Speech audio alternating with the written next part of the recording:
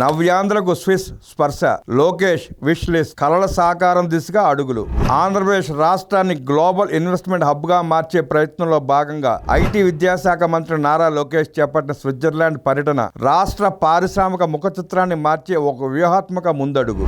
జ్యూరిచ్లోని Hilton hotel వేదికగా Switzerland లో భారత రాయబారి మృదుల్ కుమార్ తో జరిగిన భేటీ కేవలం మర్యాదకు పూర్వకమైనది మాత్రమే కాదు, రాష్ట్ర భవిష్యత్తుకు దిశానిర్దేశం చేసే ఒక ప్రణాళికాబద్ధమైన చర్చ. స్విట్జర్లాండ్ ఫార్మా రంగం విలువ దాదాపు $100 బిలియన్ పైమాటే. ఈ రంగంలో ప్రపంచ దిగ్గజాలైన నోవార్టిస్, రోచే, లోంజా మరియు ఆల్కాన్ వంటి కంపెనీలను ఏపీకి ఆహ్వానించడం ద్వారా రాష్ట్రంలో లైఫ్ సైన్సెస్ విప్లవాన్ని తీసుకురావాలని లోకేష్ భావిస్తున్నారు. ఈ సంస్థలు అడుగు పెడితే రాష్ట్రంలో కేవలం మందుల తయారీ కేంద్రాలే కాకుండా అంతర్జాతీయ స్థాయి రీసెర్చ్ అండ్ డెవలప్మెంట్ సెంటర్లు ఏర్పాటవుతాయి. ఇది విశాఖపట్నం వంటి నగరాలను గ్లోబల్ ఫార్మా హబ్బులుగా మారుస్తుంది.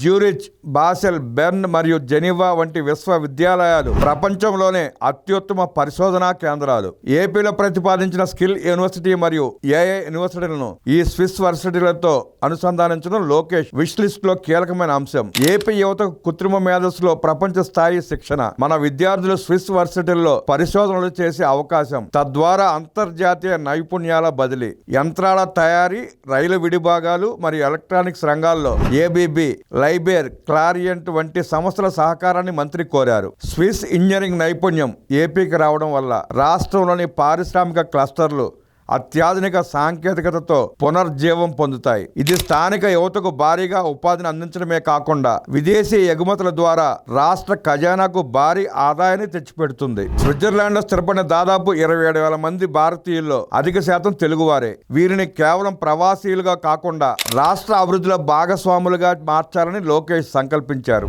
ఒక కుటుంబం ఒక పారిశ్రామికవేత్త అనే నినాదంతో అక్కడ సంపాదించిన జ్ఞానాన్ని, పెట్టుబడులను ఏపీ స్టార్టప్ వ్యవస్థలకు మళ్లించడం ఈ వ్యూహం వెనుక ఉన్న అసలు ఉద్దేశం. స్విట్జర్లాండ్ లో సాంకేతిక నిపుణుల కొరతను ఏపీ యువతతో భర్తీ చేయాలన్న ప్రతిపాదన విప్లవాత్మకమైనది. వర్క్ ఫ్రం హోమ్ పద్ధతి ద్వారా గ్రామీణ ప్రాంతాల్లోని ప్రతిభావంతులైన యువత కూడా స్విస్ కంపెనీలకు సేవలు అందించేలా చేయడం ద్వారా ఐటీ రంగాన్ని టైర్ 2, టైర్ 3 నగరాలకు విస్తరించవచ్చు. ఈ విష్ లిస్ట్ సాకారం కావడానికి అక్టోబర్ 2025 నుండి అమల్లోకి వచ్చిన trade and economic partnership agreement ఒప్పందం ఒక గొప్ప అవకాశం.